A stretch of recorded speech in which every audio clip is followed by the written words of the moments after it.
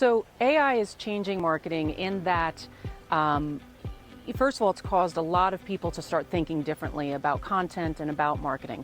But really the most important thing that I can say about AI right now is that it's changing and shifting and nobody really knows exactly what it's going to do.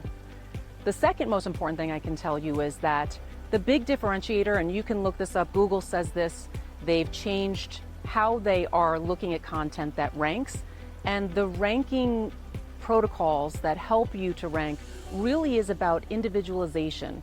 It's about telling the personal story. Robots, machines cannot tell a personal story. They can gather data and synthesize it and have it come out in really good, solid content. But you can't use that.